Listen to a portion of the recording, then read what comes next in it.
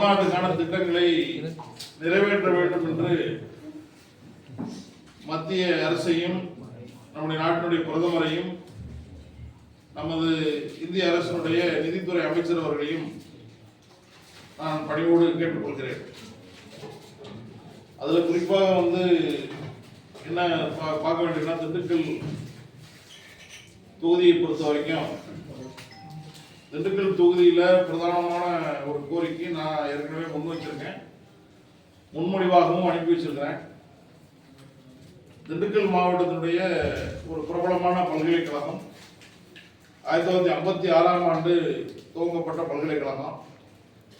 இந்தியாவில் துவங்கப்பட்ட 14 கிராமப்புற பல்கலைக்கழகத்தில் செயல்படக்கூடிய ஒரே பல்கலைக்கழகமாக இருப்பது காந்தி கிராமிய பல்கலைக்கழகம்.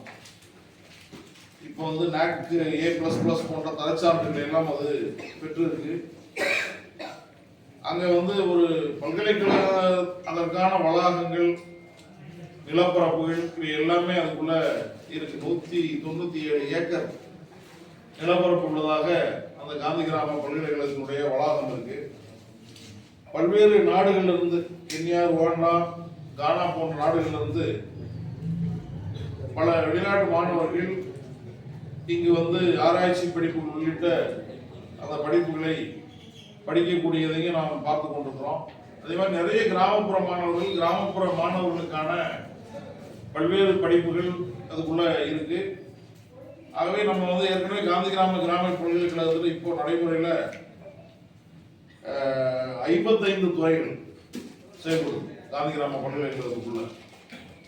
இது டீம்டு டு பி யூனிவர்சிட்டியாக தான் இருக்கு. ஆகவே இதை ஒரு மத்திய பல்கலைக்கழகமாக்க வேண்டும் என்று கோரிக்கை நான் நாடாளுமன்றத்துக்கு முன்னால் ஏற்கனவே வச்சிருக்கிறேன். இப்போ பட்ஜெட் கூட்டத்தொடருக்கு முன்னாலையும் மாண்புமிகு கல்வி அமைச்சர் அவர்களுக்கு என்னுடைய முன்மொழிவை அனுப்பி வைத்திருக்கிறேன். காந்தி கிராம பல்கலைக்கழகத்தினுடைய பட்டமளிப்பு விழாவின் போது காந்தி கிராம பல்கலைக்கழகத்தினுடைய தற்போதைய வேந்தர் மாண்புமிகு அண்ணாமலை அவர்களையும் சந்தித்து, அதே போல வைஸ் சான்சலர் திரு பஞ்சநதம் அவர்களையும் சந்தித்து இந்த பல்கலைக்கழகத்தை ஒரு மத்திய பல்கலைக்கழகமாக தரம் உயர்த்த வேண்டும் என்ற வேண்டுகோளை விடுத்திருக்கிறேன். அதுக்கான முன்மொழிவுகளை நீங்க மத்திய அரசுக்கு அனுப்பி வைங்கன்னு வேண்டுகோளை வைத்திருக்கிறேன். நானும் ஒரு மத்திய கல்வி அமைச்சருக்கு ஒரு வேண்டுகோள் கடிதத்தையும் அனுப்பி வச்சிருக்கிறேன். ஆகவே அதை அடிப்படையாக வைத்து நம்முடைய காந்தி கிராமிய பல்கலைக்கழகத்தை டீம்டு டு பி யூனிவர்சிட்டி என்று இருப்பதை மத்திய பல்கலைக்கழகமாக அறிவிக்க வேண்டும் என்று வேண்டுகோளை நான் மத்திய அரசுக்கு முன்வைக்கிறேன். இந்த பட்ஜெட் கூட்டத்தொடரில் இது குறித்த அறிவிப்பு வெளியிட வேண்டும் என்று நான் எதிர்பார்க்கிறேன். நிச்சயமாக மத்திய அரசாங்கம் இந்த அறிவிப்பை ஏற்றுக்கொண்டு செயல்படுத்துவார்கள் என்று நம்புகிறேன். அதே நேரத்தில் நீங்க அங்க நம்ம பல்கலைக்கழகத்தை பொறுத்தவரை இந்த பல்கலைக்கழகத்தில் கிட்டத்தட்ட 88க்கும் மேற்பட்ட ஆசிரியர் பணியிடங்கள் காலியாக இருக்கு. 119க்கும் மேற்பட்ட இதர பணியிடங்கள் காலியிடங்களாக இருக்கு. அவைகள் நிரப்பப்படாமல் இருக்கு. ஆகவே மாணவர்கள் எண்ணிக்கை பெரிய அளவுக்கு இருக்கு. மத்திய அரசு பின்பற்றக்கூடிய சொல்லக்கூடிய அனைத்தையும் பின்பற்றக்கூடிய ஒரு கல்வி நிறுவனமாக இருக்கு. இன்றைக்கு கூட கியூட் தேர்வு மூலமாக தான் மாணவர்கள் தேர்வு நடைபெறுது. மத்திய பல்கலைக்கழகம் கூட தேர்வு நடைபெறுது. ஆகவே நம்ம ஏற்கனவே முன்மொழிவுகள் அனுப்பி வைக்கப்பட்டு கூட அது இந்த பல்கலைக்கழகத்தை மத்திய பல்கலைக்கழகமாக அங்கீகரிப்பதில் என்ன பிரச்சனை என்று தெரியல. ஆகவே கிராமப்புற வளர்ச்சிக்கான பல்கலைக்கழகம் என்ற முறையில் இந்த பல்கலைக்கழகத்தை மத்திய பல்கலைக்கழகமாக அறிவிக்கணும். பல்வேறு மாநிலங்கள்ல இங்க நம்ம தமிழ்நாட்டில் ஏற்கனவே திருவாரூர் சென்ட்ரல் யூனிவர்சிட்டி இருக்கு. ஆகவே ஒரு மாநிலத்துக்கு ஒரு பல்கலைக்கழகம் போதும்னு அவங்க சொல்றதுக்கு வாய்ப்பு இல்லை. ஏன்னா வேறு சில மாநிலங்களில் ஒன்றுக்கும் மேற்பட்ட பல்கலைக்கழகங்கள் பல்வேறு மாநிலங்கள்ல இருக்கு. ஆகவே இது அந்த காரணத்தை சொல்லி இதை நிறுத்தி வைக்க முடியாது. ஆகவே காந்தி கிராமிய பல்கலைக்கழகத்தை மத்திய பல்கலைக்கழகமாக ஆக்க வேண்டும் என்ற எனது வேண்டுகோளை என்னுடைய மத்திய அரசுக்கு முன்னால் நான் முன்வைக்கிறேன். அதுக்கு அடுத்து என்னன்னா, முக்கியமா தமிழ்நாட்டில் இருக்கக்கூடிய விவசாயிகள், இந்திய நாடு முழுவதும் இருக்கக்கூடிய விவசாயிகள், அவருடைய பிரச்சனை. இன்னைக்கு கூட மகாத்மா காந்தி தேசிய ஊரக திட்டம் கூட பெயர் மாற்றப்பட்டிருக்கு. ஆகவே நாங்கள் அந்த பெயர் மாற்றம் என்ற அந்த சட்ட திருத்தத்தை நாங்கள் வன்மையாக இந்தியா கூட்டணி இருக்கக்கூடிய கட்சிகள் எதிர்த்திருக்கிறோம். அதே பெயரில் தொடர வேண்டும் என்று வலியுறுத்தியிருக்கிறோம். அதையும் மீறி இந்த சட்டம் நிறைவேற்றப்பட்டிருக்கு. இந்த சட்டத்தில் கூட விவசாயத்தை பாதுகாப்பதற்காக நாங்கள் 60 நாள் இந்த திட்டத்திற்கு விடுமுறை வடிவதாகலாம் அறிவிச்சிருக்காங்க. ஆனால் உண்மையிலேயே 324 வேலை பார்க்கணுங்கிற விதிமுறை இருக்கிற போயே 30 நாளைக்கு மேலே வேலை கொடுத்தது கிடையாது. ஆனால் இப்போ 60 நாள் லீவ் விட்டுட்டு நாங்கள் 120 நாள் வேலை கொடுப்போங்கிறது நாட்டு மக்களை ஏமாற்றக்கூடிய செயல். ஆகவே இது ஒரு சட்ட ரீதியான அங்கீகாரம். அது மாநில அரசுக்கு கூடுதல் சுமையை 40% நிதி மாநில அரசுக்கு கொடுக்க வேண்டும் என்று சொல்லியிருப்பதும் இந்த திட்டத்தை முடக்குவதற்கான நடவடிக்கை. ஆகவே என்ன நோக்கத்தோடு மத்திய அரசாங்கம் நேரடியாக 100% நிதி வேற எந்த திட்டத்துக்கும் கொடுக்கிறது கிடையாது. ஆகவே இந்த திட்டத்திற்கு 100% நிதியை மாநில அரசு மத்திய அரசாங்கமே கொடுத்து இந்த சட்ட திருத்தத்தை வாபஸ் பெற்று இது உண்மையிலேயே கிராமப்புற மக்களுடைய வாழ்க்கையில மறுமலர்ச்சி ஏற்படுத்தக்கூடியதற்காக உருவாக்கப்பட்ட ஒரு பட்டினியால் சாகக்கூடாதுங்கிறதுக்காக உருவாக்கப்பட்ட இந்த திட்டத்தை நிச்சயம் அது தொடர செய்யணும். மகாத்மா காந்தி பேரிலேயே தொடர வைக்க வேண்டும் என்ற வேண்டுகோளை நான் முன்வைக்கிறேன். அதே மாதிரி தமிழ்நாடு அரசாங்கம் பெண்களுக்கு உரிமை தொகை மாதம் 1000 ரூபாய் வழங்குறாங்க. மாநில அரசாங்கம் ஒரு வருஷத்துக்கு 12,000 ரூபாய் பெண்களுக்கு வழங்கப்படுது. ஆனால் விவசாயிகளுக்கு விவசாயம் இன்னைக்கு நசிஞ்சு போச்சு, நெருக்கடி ஆகி போச்சு.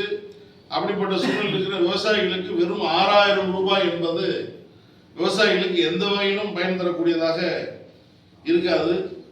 ஆகவே அதை பிஎம் கிசான் நிதியை ஒரு மாதத்துக்கு 2000 ரூபாய் வீதமாவது ஒரு 24,000 ரூபாய், ஒரு ஆண்டுக்கு 24,000.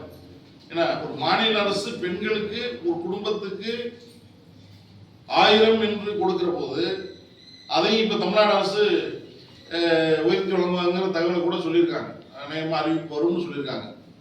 ஆனால் ஒரு விவசாயிகளுக்கு, நாட்டு முதலுமா இருக்கக்கூடிய விவசாயிகளுக்கான பிஎம் கிசான் நிதியை ஒரு மாதத்துக்கு 2000 ரூபாய் குறைஞ்சபட்சம், ஒரு வருஷத்துக்கு 24,000 ரூபாயாக உயர்த்தி வழங்க வேண்டும் என்ற கோரிக்கையை நான் நம்முடைய நாட்டினுடைய பிரதமர் அவர்களுக்கும், நம்முடைய வேளாண்மை துறை அமைச்சர் அவர்களுக்கும், நாட்டினுடைய நிதி அமைச்சர் அவர்களுக்கும் இந்த திட்டத்தினுடைய நிதியை உயர்த்தி வழங்க வேண்டும் என்று பணிவோடு கேட்டுக்கொள்கிறேன்.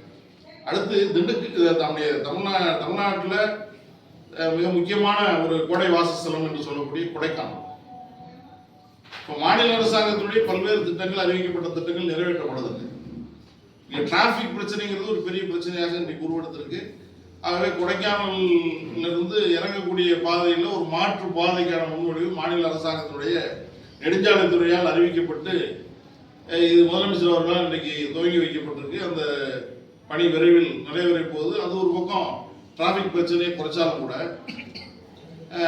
கொடைக்கானலுக்கான ஒரு பிரத்யேகமான திட்டம் என்பது சுற்றுலா வளர்ச்சிக்கு உதவுற மாதிரி ரோப்கார் திட்டம்.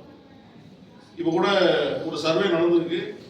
கும்பக்கரை ஃபால்ஸ் டு நீங்கள் வட்டக்கானல், வெள்ளகவி மற்றும் டூரிஸ்ட் பிளேஸ்க்கெல்லாம் போகிற மாதிரி ஒரு ரோப்கார் திட்டம் குறித்து ஆய்வு மேற்கொள்ளப்பட்டிருக்கு.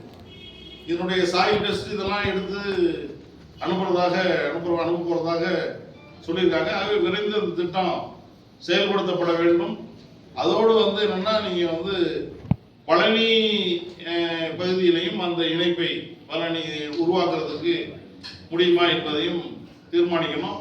கொடைக்கானலுக்கு உள்ள பல்வேறு சுற்றுலா தலங்களுக்கு போறதுக்கு ரோப்கார் சேவை என்பதையும் கொடைக்கானல் நகரத்துக்குள்ள என்னென்ன சுற்றுலா தலங்கள் மையங்கள் இருக்கோ அந்த மையங்களுக்குள்ள ரோப்கார் சேவையை அறிமுகப்படுத்த வேண்டும் என்ற வேண்டுகோளை நான் முன்வைக்கிறேன். அடுத்து சுற்றுலா மற்றும் ஆன்மீக இடங்களை இணைப்பதற்கான ஒரு திட்டம் மத்திய அரசால் செயல்படுத்தப்படும். பிரசாத் என்று ஒரு ஸ்கீம் இருக்கு. அந்த ஸ்கீம்ல பழனியும் கொடைக்கானலையும் இணைக்கிறதுக்கு வாய்ப்பு இருக்கு. ஆகவே அப்படி ஒரு மாற்று பாதை என்பதையும் உருவாக்கணுங்கிற வேண்டுகோளை நான் முன்வைக்கிறேன். அடுத்து என்னன்னா நீங்க ரயில் திட்டங்கள் இப்போ ஏற்கனவே திண்டுக்கல் டு காரைக்குடி இந்த ரயில் பாதை ஒரு 90 கிலோமீட்டர் ரயில் பாதை உருவாக்கப்பட்டா அது காரைக்குடி டு பழனி என்ற அளவுக்கு ரயில் இயக்குவதற்கு, கோயம்புத்தூரை இணைப்பதற்கு அந்த அளவுக்கு பயன்படும். அதுக்கான திட்டத்தை நான் ஏற்கனவே இது குறித்தும் ரயில்வே அமைச்சர்கிட்ட விண்ணப்பிச்சிருக்கிறோம். அதை பரிசீலிப்பதாக சொல்லியிருக்காங்க. ஆகவே அதற்கான அறிவிப்பு இந்த பட்ஜெட்டில் வெளியிடப்பட வேண்டும் என்ற எதிர்பார்ப்பை நான் முன்வைக்கிறேன். அடுத்து என்னன்னா, இங்கே காலையில் வைகை போயிடுச்சுன்னா அதுக்கப்புறம் பகல் நேர ட்ரெயின்லேருந்து குருவாயூருங்கிறது சில நேரங்களில் திண்டுக்கல் வராமே கூட போயிடுது. ஆகவே பகல் நேர ரயில்ன்ற முறையில் கோவையிலிருந்து பழனி, திண்டுக்கல், திருச்சி, விருதாச்சலம், விழுப்புரம் வழியாக ஒரு பகல் நேர ரயில் இயக்கப்படணும். அது குறைந்த கட்டணத்தில் மக்கள் தலைமையை நோக்கி செல்வதற்கு, மற்ற சில ஊர்களை இணைத்து செல்வதற்கு அது பயன்படும் அப்படிங்கிற முறையில் அது அந்த ஒரு ரயில் புதுவாக ஒரு ரயில் வழித்தடத்தை அறிவிக்க வேண்டும் என்று எதிர்பார்க்கிறோம். அடுத்து என்னன்னா, இப்போ ஏற்கனவே நாங்கள் ராமேஸ்வரத்துக்கு, பழனி ராமேஸ்வரத்துக்கு ரயில் வேண்டும்னு கோரிக்கை வச்சிருந்தோம். இப்போ